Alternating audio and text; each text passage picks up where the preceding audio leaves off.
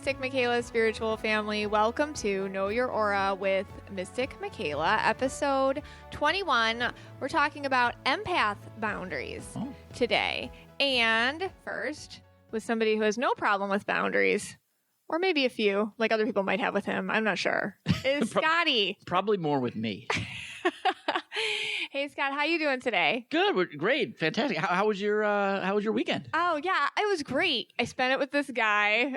He looks a lot like you. Oh, you're talking about Where me. were you this weekend? Well, I actually had a date with Chase Rice. Chase Rice. Yes, we went on a date. He's very popular these days. Yeah, I found him. You don't want to know how? How? Dating website. Stop. Yes.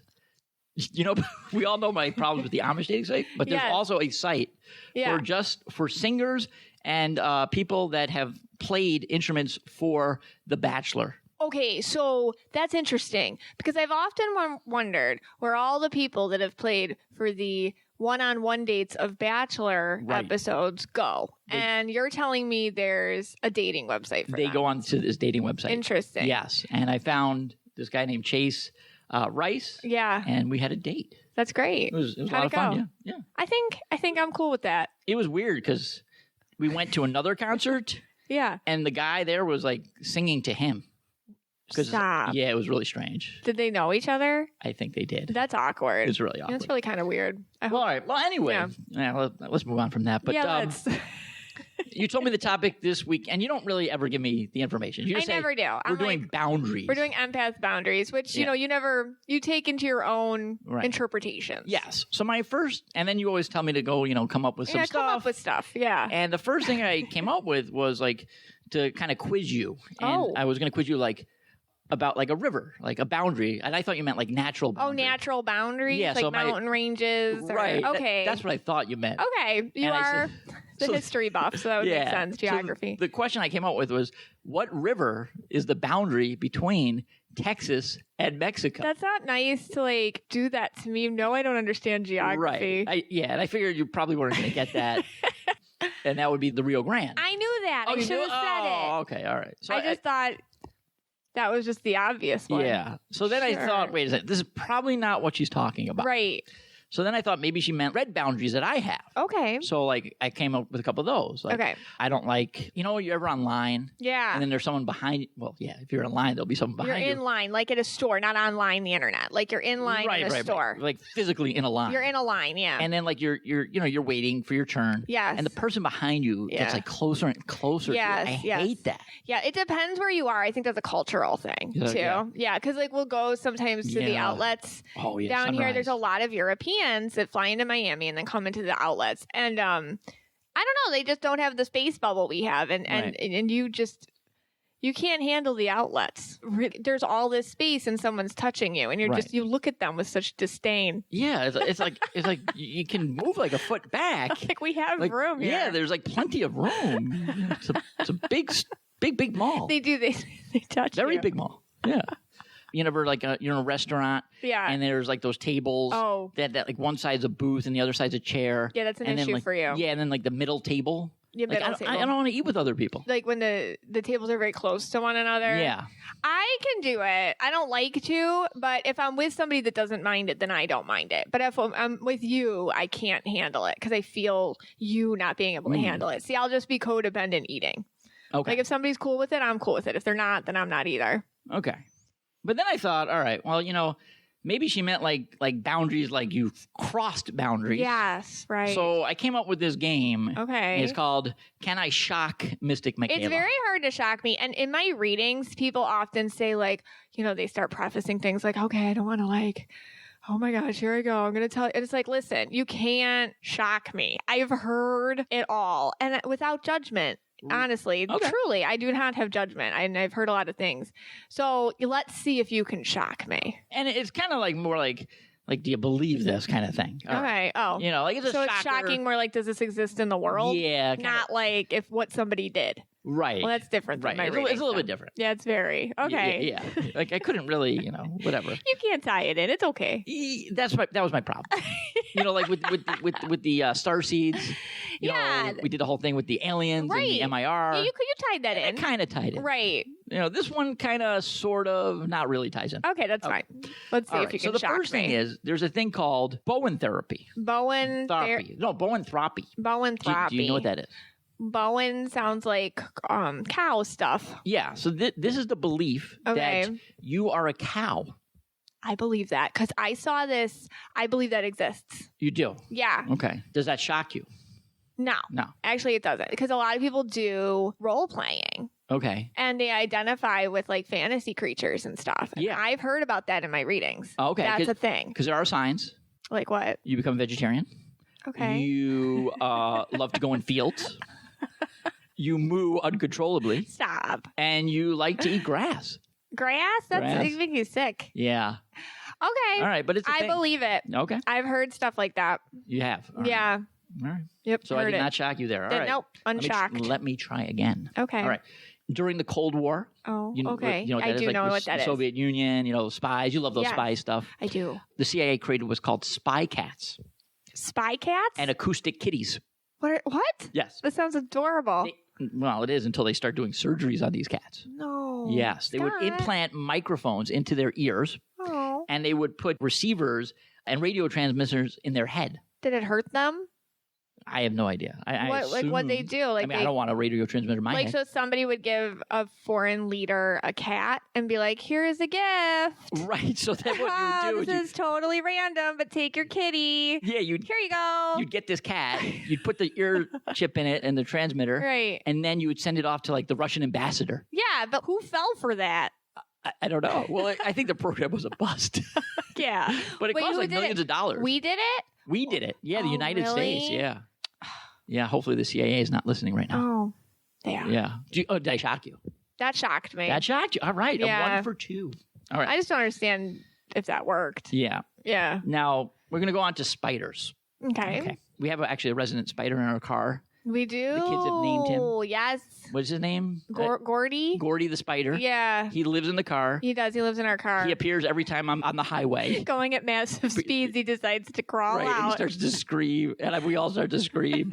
And then he goes away, and we think he's gone. But then he always comes out on the highway again. Right. Yeah. Okay. All right. So, Daddy Longlegs. You know what Daddy Longlegs? Yeah, I do, yes. Okay. Why are you talking to me like I'm an idiot? Because that's the game. I know what a Daddy Longlegs is. You. The Rio Grande between Texas. All right. I dated Chase I think I do that. All right. Daddy Longlegs are not spiders because they have a ding dong. What does that mean? Like they have a part that, women like. Really? And men, I guess. Yeah. They have a ding dong. So Daddy Longlegs have. They're male? The male ones. No, there's male and female. But so some of them have. I thought all male creatures in the whole world had something like that. Well, not spiders. So you should have prefaced that. Now, all spiders have nothing. Like they're neutral or something. I didn't think bugs had those. I guess I never thought about it. Yeah. So a Daddy Longlegs has a ding dong. And I guess that's a term we could use for the show, right? And I think that's appropriate. They found a fossil of a Daddy Longlegs that is 99 million years old. That's an old. With an erection. So that Daddy Longlegs has the longest lasting, whatever that drug is. What was that drug that came out? Pfizer came out with that drug, the blue pill or whatever, the purple Viagra? pill. Viagra. Daddy Longlegs. Okay. Did I shock you? No, you kind of weirded me out you wrote that down and wanted to bring it to the podcast today. Yeah. But it makes me questioning things more about you. Yeah. than anything I thought it was strange. You never think like a Daddy Longlegs. I don't know. You're like obsessed with Chase Rice, an Amish dating site. Daddy Longlegs. Aroused spiders. Yeah. And I'm thinking maybe Mystic Michaela needs a reading. All right. Okay. Well, here's one that's a little more tame. Okay. And see if this one kind of shocks you. Okay. Or is it really believable? Right. So a fortune cookie company 1 year foretold the lottery numbers, resulting in 110 winners. That's so cool. Yeah. Is that shocking or is that believable? That's shocking. Because, who plays those? But I guess people would. Yeah. That shocks me a little bit. Shocks you a little bit? Yeah, I can't believe they got it. That's pretty cool. I think that was meant to be. That's really cliche to play the fortune cookie numbers, right? Yeah, is it? I don't know. I mean, what's better? Just making your kids pick them like you do? You know what I mean? What's better, All right. Let's move on to the next one. Yeah. In the country of Amsterdam, if you die And you have like no family, no friends. Okay. Maybe, hopefully no one. You're a crazy does that. cat lady. Right. I get You're it. a crazy cat lady. You don't even have a cat. Oh. Cats don't even like you. Nobody likes you. Everyone's awful. dead. Then they will have someone say or recite a poem at your funeral. That's lovely. And write a poem. That's lovely. Is that like a shocking thing? Like they would do that? No, I think that's very nice. You think they would do that in the United States? No, I think you get like a box. Like just get a box. They throw you in and say, get like a coffee can. Here. Get a can. Yeah. They just like cremate you and be done with you. Yep. But in Amsterdam, they'll have a whole poem for you. I think that's lovely. Because they feel that no one should die without anybody. That's very nice. Yeah, that's kind of comforting. So there's a possibility I will move to Amsterdam in my older years. Because, I really don't have any friends and, I assume I'm out of the picture at this point. Yeah. All right. So you believe that one. I believe that. Nah, I didn't shock you there. That didn't shock me. All right. How about this one? Okay. Over 50% of Iceland, the country of Iceland, their population believes that there are elves. Really? Yes. That shocked me. That shocked you. Yeah, that's a big percentage. Because you thought it'd be like 40%. I thought it'd be like whatever the normal percentages like of 1%? People that believe in that kind of stuff. Like the percentage of people that watch The Witcher. That was a number one streaming show, Scott, and I think I was right. Okay. Do you believe in elves? No, actually I don't. Okay. I sometimes like people look like elves, but right. Yeah. But I don't know if they're elves. Yeah. Yeah. So I guess I'd ask what is an elf? Like a witch or what do they think an elf is? Well, elves I think it's like a fairy of the woods. I guess I'm kind of more down to earth. Like I'm not really I believe in nature magic or nature connection and the ability to channel nature's energy. Okay. And maybe over time different cultures have developed different names for people that can do that. Okay. But I don't feel like they look different than anyone else or anything. Because sometimes they hide behind rocks and stuff and I don't know. You don't That's that. I'm Irish. Do I believe in leprechauns? No. Okay. But I wonder if people in Ireland do. I just don't think they do. I don't know. No, Iceland. I know. Iceland. Yeah. I'm just saying other cultures. Oh, in Ireland. Yeah. All right. Well, over 50%. That's amazing. That shocked me. That shocked you. I'm shocked. All right. I'm doing good. You got it. All right. Dead people. Okay. So if you died. Yes. You still get goosebumps. Ew, that's gross. Does that shock you? No, because I know your hair and your nails grow too. Yeah. Because they say the skin is still reacting to things. That's disgusting. So you can still get goosebumps. All right. When you're dead. That doesn't shock me. It doesn't shock you. All right. It's gross. All right. What about this one? Iguanas. You could be an iguana. Okay. Because I've heard you say before that you use to do all your readings and everything. Yeah. You use your third eye. Yeah. Okay. Iguanas have 3 eyes. Do they? Yes. Where is it? They have 2 regular eyes. And then they have 1 eye on the middle of their forehead. Oh. So they have a third eye. How come I never see that? Psychic iguanas. Where are they? Why don't we see it? Oh, you see it. Where is it? Well, you got to get up close. Ew, that's gross. What does it do? It's for the brightness. Yeah. For their. That's crazy. Yeah. That could be kind of you have a third eye. You always say, I got my third eye. Yeah, we all do. Yeah. Do I? Yes. No, I don't have a third eye. Yes, everyone has a third eye. Everyone has a third eye. Yes. So we're all iguanas. Yeah, sure. Okay. Psychic iguanas. Psychic iguanas. Huh. All right. Did that shock you? No, I think it's a cool, reptile fact. Do you think iguanas are psychic? No. All right. Now, this one, very interesting. The human nose can detect over 1 trillion odors. I believe that. Yeah. I mean, I'm feeling one right now. I believe that because when I was pregnant, anybody who's been pregnant, understands that, I don't know, all of a sudden, you can smell, everything. Yeah. And you remember when I was pregnant with Bree, I couldn't stand your smell. Yeah, you told me I, smelled on a daily basis. It wasn't that you smell. I couldn't handle your smell. No, I know. We had to have separate pillow. Everything had to be separate. Don't touch my blanket. You would never go near me. It was only for a few months. The smell. Right. Not that you smelled, it's just the smell of you. I mean, some people can't stand the smell of meat when they're pregnant, right? Or whatever. It's not that meat smells bad. It's just an off-putting smell. No, I know. I mean, I was at that time. But out. with Abby, I was fine. You smelled fine to me. Yeah, but then from time to time, you'll be like, "You stink," or "You smell." I never said you stink. You have a way about it. Yeah. I say it was that. You smell like I can't handle it. Yeah. Well, it's probably not a nice thing to hear, and I'm sorry. I couldn't smell it, but I also couldn't stand the smell of tap water.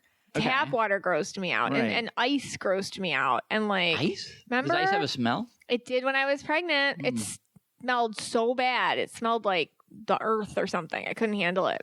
Wow. So I do believe that about the nose. You do? That doesn't shock me at all. Yeah. For me, I don't believe it because, believe it or not, I really have a terrible sense of smell. You do. Bree smells things so... Yeah. I wonder, good, she says she can taste them. I wonder if that's an empath thing now. Like our senses are heightened. Yeah. Because like on the Mystic Michaela Spiritual Family page, we all talk about noises that bother us, like chewing or the rubbing of feet or things like that. Or smelling things, like certain smells we can't handle. Like we're just heightened sensitivity to everything. It could be. I think it's an empath thing. I mean, I don't really find it that bad that I don't have this good sense of smell. Because like a lot of times you'll smell something, I'm like, I don't smell anything. Oh my God, yeah. It's distracting. Yeah. Like, if the cat takes a crap on her bed or something, I don't smell He's never done that. Don't slander the cat. I think he did it a couple times. The other one did. The old cat did. All right. So the human nose can detect 1 trillion odors. Does that shock you? No. Not at all. Makes sense. All right. And then I had that one distinct odor that basically kept me out in the shed for 6 months. Oh, please. While you were pregnant. Poor Scotty. I just took down that shed. Hopefully the odor does not come back. Poor Scotty. All right. So what are we talking about today? So today I'm talking about empath boundaries.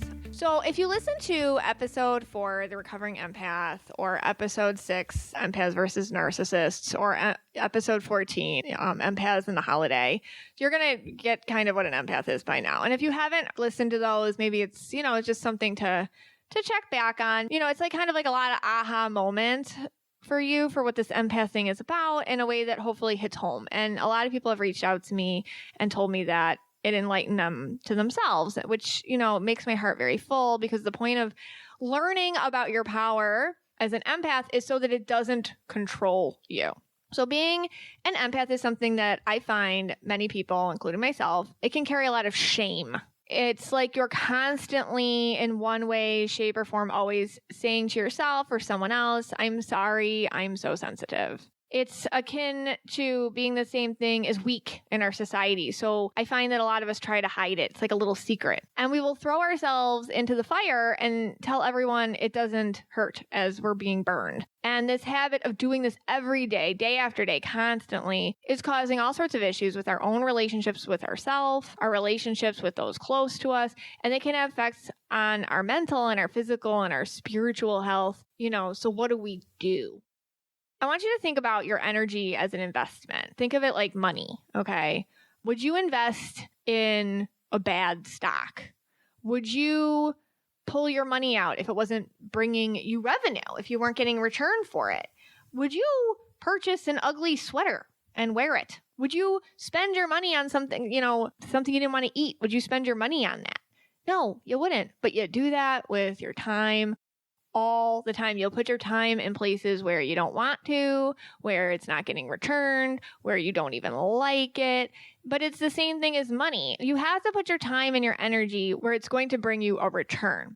With any commitment in any relationship, your energy is in you, and think of it like the bank. And as you spend your energy, it will get depleted. Some places it will get depleted quicker than others.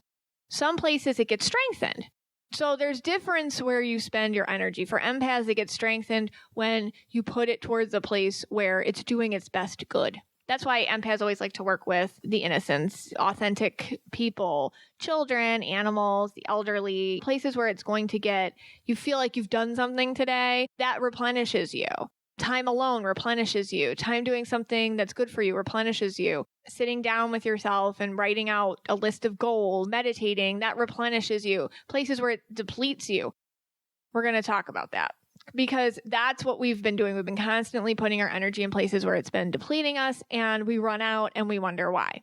Like I always say, we do what is normal for us, not what is good for us. So we are not used to getting back our investment of energy. Asking for the return on your investment is part of your self-love and self-worth, but it takes time for you to get there. When you start loving yourself more, when you start investing your time and energy in places where there are returns, boundaries will get easier to create. So the word boundary gets tossed around a lot these days. Some people are awesome at boundaries. like Scott, okay? Like we all have that person in our life. We're like, wow, okay.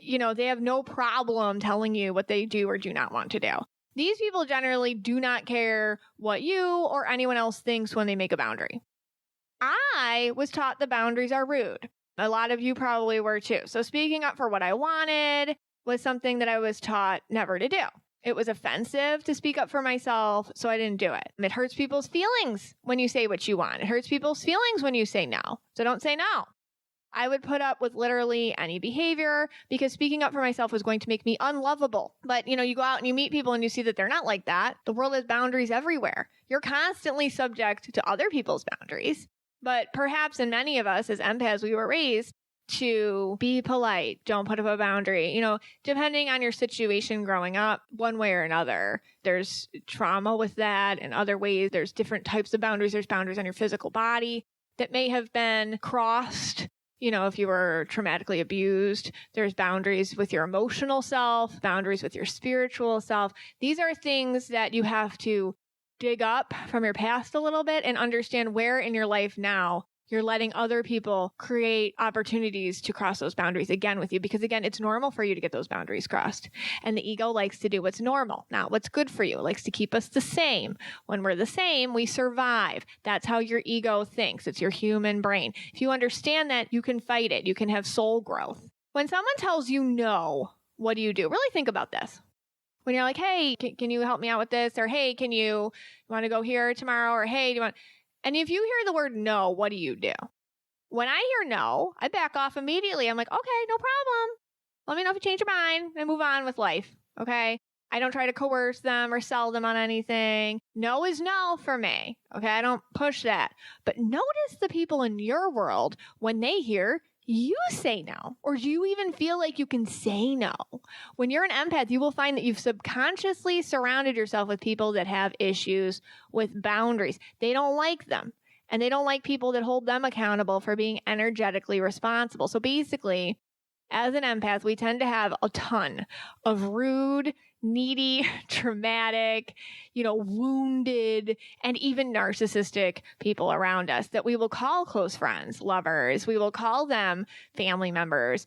And honestly, it's just because you were raised usually to tend to these people first in your environment. So when you start making boundaries, even little ones, when you start making them, chances are the immediate people in your life will look at you funny and they'll get upset. They're going to try to change your mind. I read somewhere once, when you say no and someone doesn't listen and they try to change you, ask yourself, why are they trying to control me? Really have that little conversation in your head when you're like, hey, no, I can't do that. And all of a sudden you hear them coming back at you. You ask yourself, this person, why are they trying to control me? What's in it for them here? And really think about that. Control. When you start taking back control, the people in your life who need you to be like completely available, who need a boundaryless relationship with you, they're going to have major meltdowns. They will attack you and you're going to feel bad. You're going to feel guilty. You're going to be feeling like you're some mean, awful person. You were programmed to feel that way. So expect to feel that way when you start making boundaries. But you got to get real. You got to kind of like talk to yourself like a friend. Is it so bad that I said I'm not keeping this commitment? Is it really that bad? Like if somebody said this to me, how would I react? Like you kind of have to have this removed conversation with yourself and see like what this is truly about. Here's the thing. The ego, like I said, is the human part of you that keeps you the same. Maybe you grew up this way. So the actual consequence of you as a child setting a boundary did actually entail you being unlovable. So there is a trigger reaction here. You have to be pliable and therefore you are lovable. But when you set boundaries, you are going to lose people. They will go away. And here's the hard, vulnerable, sad truth of it that sometimes doesn't feel good to hear, but this is true. When these people can't handle that you set a boundary, you have to understand it's because they never saw you. They never truly, authentically had unconditional love for you. They loved that they could be limitless upon you, that they could enact all their control upon you, that you could be the receptacle for all their issues, and that you let them get away with a lot of things. That's what they loved. That's what they needed. And when you set a boundary and they go away, it's okay. You have to let them go. because it's going to open the door for people who have more equal relationships with you and are more authentically connected to you in an equal way. You know, in everyone's spiritual journey, we go through this. There's certain breakups that have to happen. And it's harder when it's family. Okay. Like I've talked about that in like the narcissist, you know, an empath episode and things like that. It's harder when it's family to kind of cut a tie. But I feel like we've all had like, and I've talked to people all the time, like friend breakups, you know, when you're going on a spiritual journey, a spiritual awakening, when you're starting to set boundaries, people in your life, you're going to grow out of them. You know, it's okay. If they don't grow with you, that's not on you. I had a friend very close to me for many, many years. You know, we had kids the same age with my first daughter, kids the same age. You know, she was in a really bad relationship and he was terrible. Like he was just this awful, mean, nasty person. He was definitely a narcissist. And, you know, she was very wounded from her own issues in life and whatnot. And I felt very bad for her. She had a very sad upbringing. She was a very smart person, but also very snowed by her relationship with this guy and hated him, but felt stuck and all that. And, you know, I felt bad for her and I really loved her and I let her take the lead in our friendship. So, you know, she had friends, but nobody really knew anything about what was going on with her. And her husband was very mean.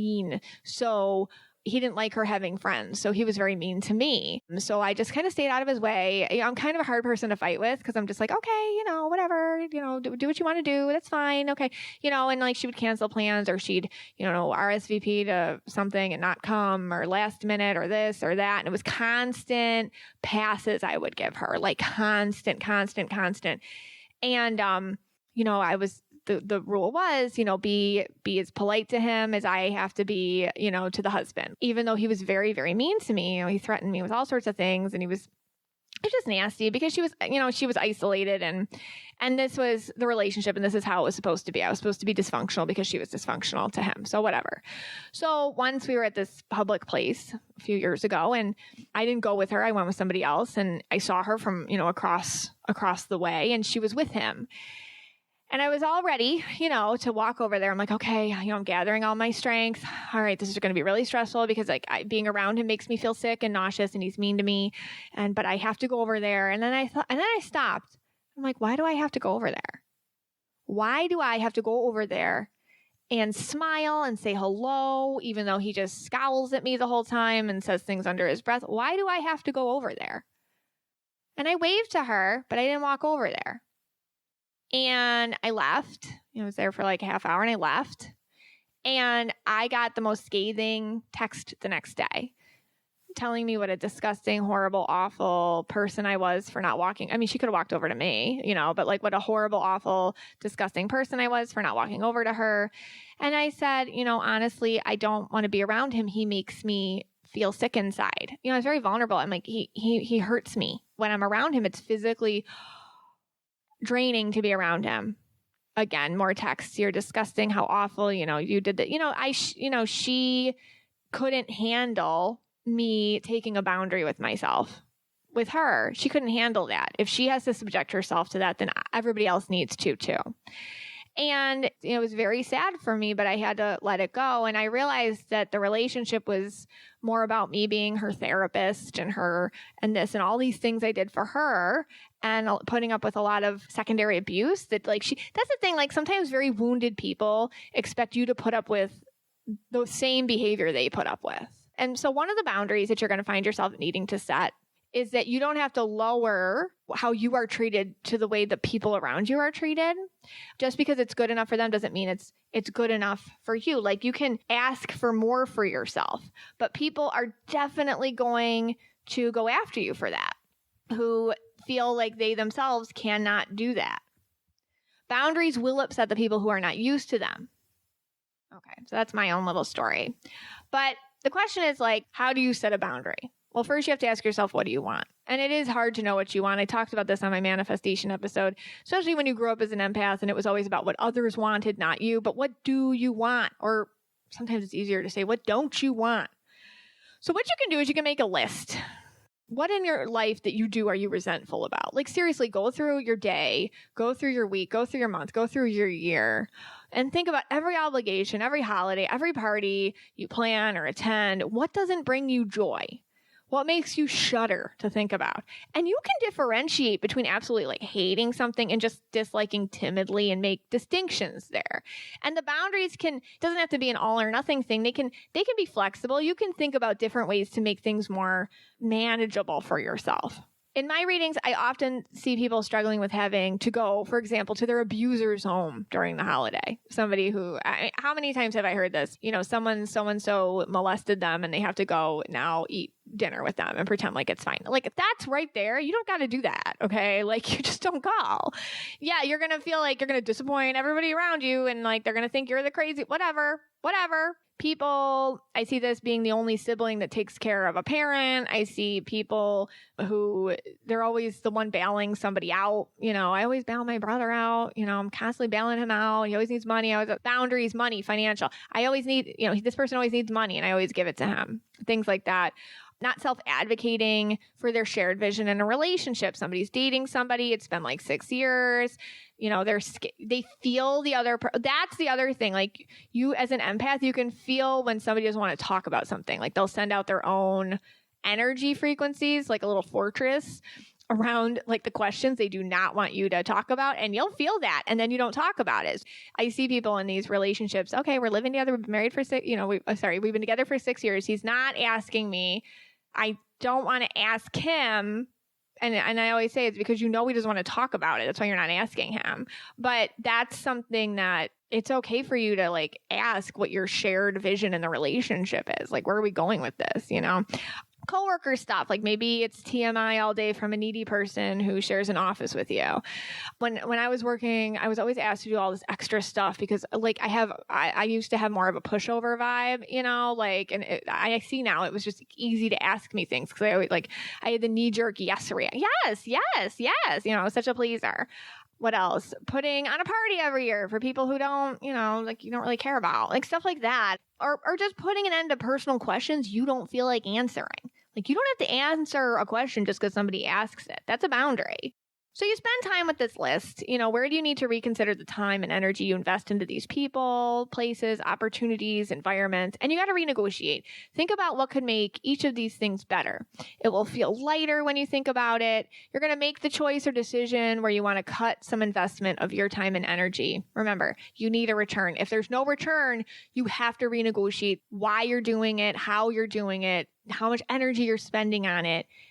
If there's no return, you have to see the return, and you're not selfish for doing this. You're protecting the investment of your time and energy. You're protecting the light inside of you. Avoidance. Empaths just love that. It's like the easiest tactic. We don't like confrontation. We don't like to generally make others feel like we are avoiding them. We go to the quick yes for anything. And there are people around us who just know it and capitalize on it. So you need to have some built-in responses for when this happens. And in time, you'll become fluent in what I call the non-no. Like, it's uncomfortable to be like, no, So the non-no is an easier way to handle these things. And that's the thing. Like, you don't have to even have a yes or a no. Like, maybe you just, if you're like me, and a lot of empaths are like this, like, you don't know what you want. So you have to kind of think about it for a day or 2 or 3. Like, you have to process it. Do I even want that? It gets easier as you kind of grow, but let's just face it. Like, our default reaction is like, we do not know what we want, especially if we were raised a certain way. Like, we don't know what we want. We got to sit on it. So anyway, so the non-nos, let me get back to you. This is my favorite. I don't have my calendar in front of me, but circle back and let's discuss later. Okay. And that is true for me. I do not have my calendar in front of me ever. So I don't know what my life looks like. So that's actually a good one. I use that one a lot, but it's true. Can you email me with what you just said? I'm not an auditory processor. These are ones I use because I like when people start telling me things, it's like, I can't hear you. You got to write it down for me. Sorry. I know I have plans when you are telling me about, like, I have plans around that time you're talking about, but let me check in with you later about it. Okay. So these are like non-nos. You don't have to say yes. You don't have to no. Just give them a non-no. It's safe. People will come back to you with this. Like, if somebody actually like pressures you, like, I need to know now, or like, actually, can't you just check, or can't, that's not going to work for me. Let me see your calendar. Well, let's figure it out right now. They're trying to control you. They do not hear your boundary. These are red flags. Okay. So some people need to be yelled at. It's true. It's true. This is awful. It's just that they don't get the polite evading non-nos as an answer. We all know somebody like this in our life. These people often need to be victimized, and there's not much you can do about it. These are the people that keep doing the same thing over and over again, and no matter how much you can politely tell them to stop, eventually you're going to find yourself freaking out at them or like just cutting them out completely, doing the door slam, which I call door slam, big empath thing. That means like doors shut, it's never opening again. And empaths can only take so much until like you are stressing me out so much, I'm door slamming you. And then they're never back in. That's just, at some point, this is not your fault. They are using you to be set up as victims. Empaths get this a lot in their lives too, because you're absorbent, right? So what people will try to do is set you up as their perpetrator because their identity is such a victim that they need to set you up as their perpetrator. So empaths know that this is going on. Like, okay, I'm not going to be set up as the bad guy here. So I'm going to do everything. I'm going to extra ask them how they're doing today. Or I'm going to extra do this or that. And man, that's like such a drain of your energy. You sense this, you try to outwit their game, but it's such an energy with these people. The more you understand it's pointless, and the less you care about how they label you in their narrative, the more free you are. This is like my thing, like when someone else is writing the play, when someone else is writing the narrative and they're writing your part in it, you can't control that. You got to walk away. You got to let it go. At the end of the day, if somebody's writing you off as the bad guy, you're the bad guy. In their world, in their reality, you're the bad guy. I know you can feel their reality. I know that it's unjust and it makes no sense and it's not right. And you can probably win for here or there to make sure they don't win at calling you this or that. But at the end of the day, it's not worth it. Be the bad guy in their reality. It doesn't mean it's true. It's a big thing for empaths. Just because you can feel someone else's reality doesn't make it true. The worst betrayal, I find, is the one you do to yourself. When you say yes to something you don't want to do, this is such torture. You can get really mad at yourself. You can project it out on other people in your life, other relationships. It takes time and patience with yourself to set boundaries. So be patient, be loving to yourself. And when you do have to say no, it's a loving no you can give. I'm so pleased you asked me. Unfortunately, I just cannot. Or I am overbooked at this time. It's not going to work out, but I really appreciate that you were thinking of me. Again, if they pressure you, they're trying to control you. They are not your people. Your people will understand this. The right people understand that. You would understand that. Lastly, here's the thing. A professional singer, like Celine Dion, she's not going out like screaming her head off at a concert, somebody else's concert. You know what I mean? She protects her voice is my point. A professional athlete isn't going out doing stupid things with their body where they can get hurt. You have a gift to feel other people's feelings as your own. You have a very thin, energetic force field around you, especially in situations that are toxic. It's the same thing. You must protect this. And if you look at it this way, you will start to honor and love yourself and speak up for yourself. It's going to take time. It is a journey, but you might not have heard this before. So I want you to hear it from me right now. And I'm speaking right to you. I give you permission. Okay. Spirit gives you permission. Maybe nobody ever else did. Maybe you need to hear this right now, right here. I want you to take this in. You are so lovable and you are allowed to keep yourself safe. And if people don't understand that, it doesn't matter. The right people will. And I give you permission. And I have Scotty coming back in because we asked the Mystic Michaela spiritual family for some help. And I asked them, hey, what are some, because here's the thing, like in the moment, sometimes like as empaths, like we just cannot deal. Okay, we just cannot deal. So I asked the Mystic Michaela spiritual family for some help in what are some quick boundaries you can put up. And I asked my friend this first, my friend Erin, who's my neighbor and friend. And I said, because I was going somewhere and I'm like, man, I'm just spent. Can you come with me? I have someone to talk to. And she's like, I can't do small talk today. And she's, I can't come, but like, this is my tip. And she said, I look at my phone and I look busy and slightly stressed and nobody will come up to me. It's like a vibe. And I'm like, oh my God, I'm going to ask the MMSF for their tips. Scotty, what'd they tell us? Okay. So they're all over the board. They're amazing. Okay. They're a brilliant resource. Yes. So Joni Jones says. Yes. Or use last names or just first names? We'll do first names. All right. Joni, not Jones. says she mentally closes her eyes. Oh, yes. And she puts on an invisible Batman cape. Yes, I love this. And she slaps on some white Angelica. What's that? What's a white Angelica? I don't know. But I feel like what she's doing is she's giving herself her own empath superpowers where it's a vibe. See, when you do something like that, like you mentally like put up some sort of barrier. Okay. People may not be able to articulate it, but they sense it and then they go away. Yeah. They're like, ooh, can't take advantage of her. So the wrong people, those user people, they run away because she's got Batgirl energy. All right. Hannah uses her RBF. Resting bitch face. Yes. Yeah. I love the RBF because I feel like people definitely do not approach an RBF. An RBF. Yeah. Like they get it. They're like, ooh. And like there's a lot of power in the RBF. Yes. You know, it's like a very like palpable vibe. Like she's moody. So they just stay away. I think kids really react to that, I have to say. That would be cool. An RBF with some MIR. Do the aliens react to the RBF? Yeah, only diehards would know what that meant. Okay. Podcast. All right. Sorry. Ashley says when someone rings the doorbell, especially if it's one of her fiance's guests, she just jumps in the shower. The shower. Oh, my God. Who else uses the shower? Like when somebody calls and I'm like, Scott, I'm in the shower. You know, I do that a lot. Scott's always like, she's in the shower. That's like family.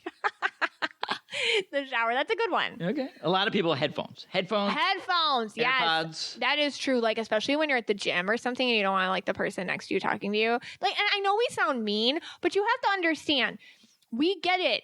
It's like smelling. I say this all the time because I think people understand it. Being an empath is another sense, the same as touching or smelling. Would you be able to sit next to something that was smelly? I could because I can't smell that well. Because you can't smell that well. I could not, and most people can't. But it's like some people can smell and some people can't. Some people can feel this much and some people cannot. And you couldn't sit next to a garbage heap and eat dinner. You can't do that. I could, but you couldn't. As long as it's not in the middle of the room. Especially if you're pregnant. And it was me.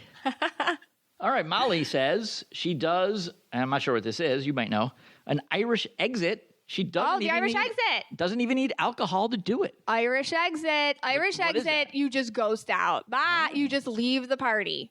That's an Irish exit? You say goodbye to no one. You know why? And this is the Irish exit. Irish people, because I'm Irish, so I get this, but you guys all feel free to take this of every culture. Saying goodbye to people and making it such a freaking ordeal. Like, I'm leaving, goodbye. Everybody, goodbye. I'm saying goodbye to everybody here, all 24 million of you saying goodbye. Too stressful, too much energy, too much attention. It's easier just to be like, bye, in your own head and just leave. That's an Irish exit. You just go. But honestly, because you don't want to make it such a production of it. If you're there, people will remember you're there. Like you go into something, you say hello to a couple of key people. They can say you were there, and then you can like just bye. Kind of like sneak out. Irish exit. Irish exit. Okay. And you don't even need alcohol. Nope.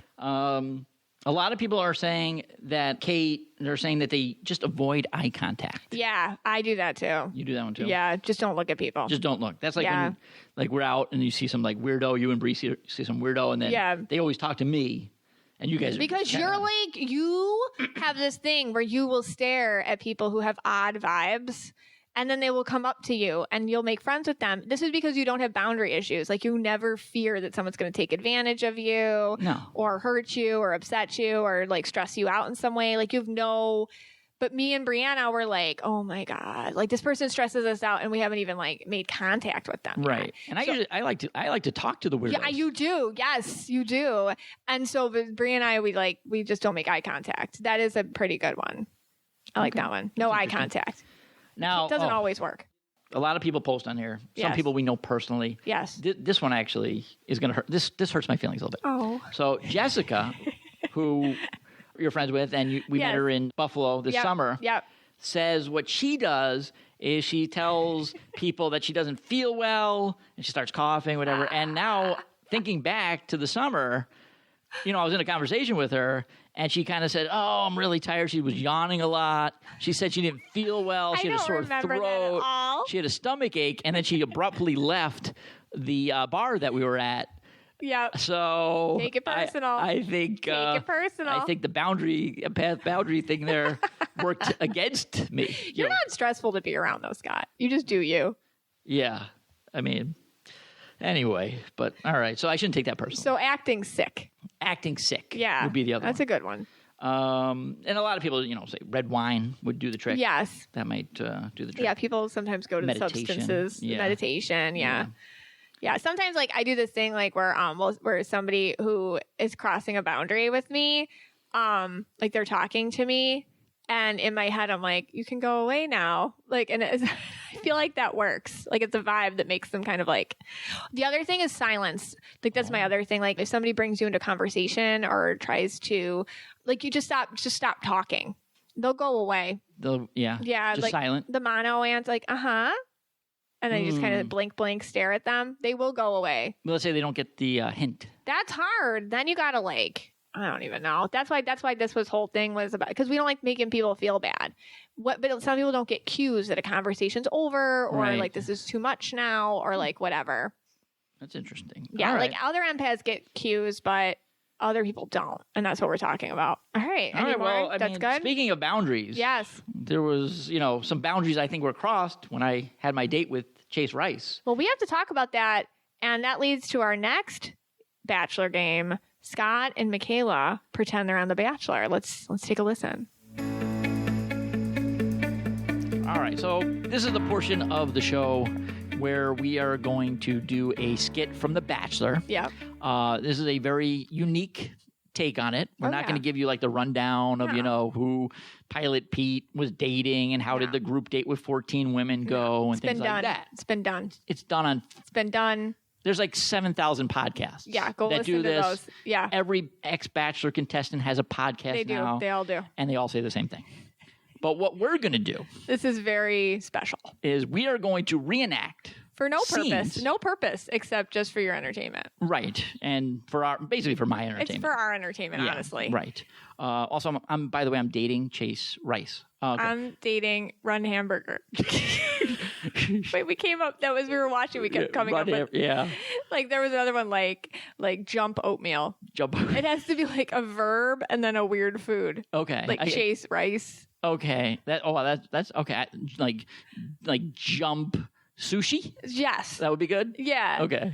All right. There's so many you could come up with. There's tons of them. I mean, we're kind of dating. Okay, all right. But anyway, so let's get back to The Bachelor. Yes. He dates a lot of people. That makes it a funny show because he just dates a lot of people. Okay. So I'm going to have one role and you're going to have two roles because there's only the two of us. This is Scott and Michaela act out scenes of The Bachelor. Right. I tried to get someone from our studio audience to play the part of Chris Harrison, but they didn't want to. Right. So you're going to have to do that. It's me. All right. Okay. I can do that. I can channel Chris Harrison. All right. So you're going to be Chris Harrison and you're also going to be Victoria W. All right. Let's go. Okay. So the setting is me and Chris Harrison. I'm the Bachelor and we're going to have a talk. Okay. Okay. Here we go. Hey, Grandpa. I mean, Chris, what's for breakfast? Hey, Pilot Pete. How do you feel about still being a virgin? Chris, I'm not Colton. I'm Pilot Pete. Sorry, Grandpa gets confused sometimes. How was the Daytona 500? Did you decide who are you going to race to the finish line of love with? Chris, that's Ari. I'm Pilot Pete, the very young-looking underage bachelor who you guys keep torturing with, Hannah Brown with. Hannah, good girl, oh, Hannah. She won the Dancing with the Stars. She's ABC's queen. Yeah, Pilot Pete. You guys don't know this. Wait, I'm just going off script. Are you Pilot Pete right now? No, I'm going off script. I'm still Chris. I'm going back to Scott. No, okay. I don't leave character. Okay, well, all right. As Pilot Pete, then. Yes. ABC has changed their logo, so it's now A Hannah Brown C, because the B, is like the B is Hannah Brown. All right. That was good, Pilot Pete. Okay. All right, let's continue. You threw us off. Right. Okay. Yeah. Back sorry, to the son. Sorry, son. I sure did enjoy giving you the key to that windmill. Thank you for that key, Chris. Okay. That was scene one. Yeah, scene one. Now there are 3 scenes in case you need to fast forward at any point. Yes. That's what the 30-second ahead buttons. Yeah, feel free if you want to end the show right now. to do that. It's really okay. It's Monday night we won't here know. At 10:30 p.m. This is what we do for fun. And this is actually just for our own entertainment. Okay.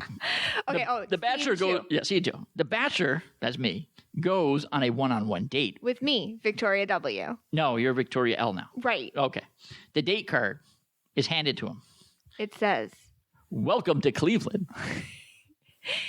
Oh, great. Cleveland. Victoria P., yeah? you have to be a little more enthusiastic. What? Cleveland paid a lot of money for the tourism bid, so we have to say Cleveland's the best and most beautiful city. Oh, Cleveland is great. I love the Midwest. I wish it was warmer here for my midriff's purposes. But... Much better. Yeah. Let's go fly a plane.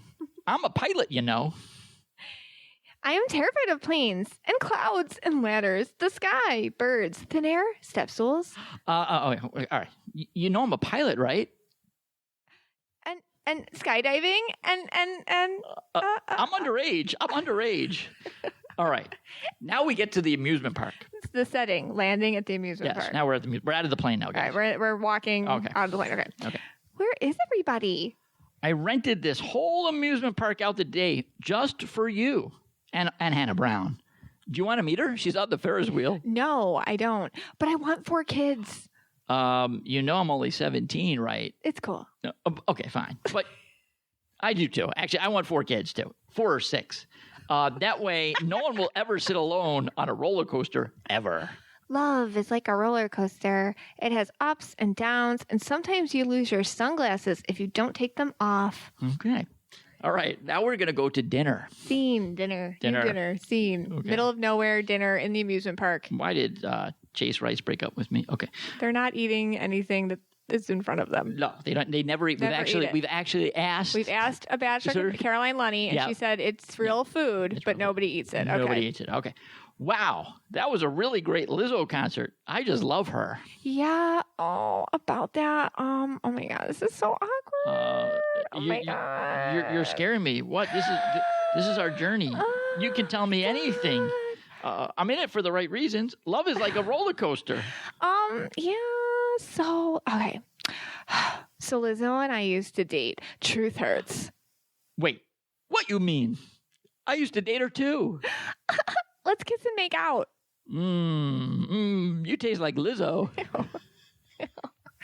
I love how you just get me. Even when I am at my lowest, I feel so supported by you. You're my soulmate. And our first of our 4 children will be named Pilot Pete Jr. Family is important to me. This is a real fairy tale. I have to go back to my 20 other girlfriends now. Chris says I have to be home and in bed, tucked in, my teeth brushed, and flossed by 9 p.m. You make me feel special. And scene. All right. Well, that was Scott and Mystic Michaela reenacting last night's episode of A.B. Hannah Brown's The Bachelor. You're welcome. And I hope that clarified the entire episode for you. Hey guys, thanks for tuning in today. We appreciate you. This episode was sponsored by the beautiful, the wonderful, the magnificent Mystic Michaela Spiritual Family. I am so appreciative for your support all the time. You guys just have made this beautiful community of vulnerability and strength. This podcast is for you and about you. I always want to hear your take on it. I appreciate your podcast reviews. I appreciate your love and support. Thanks, guys. Till next time.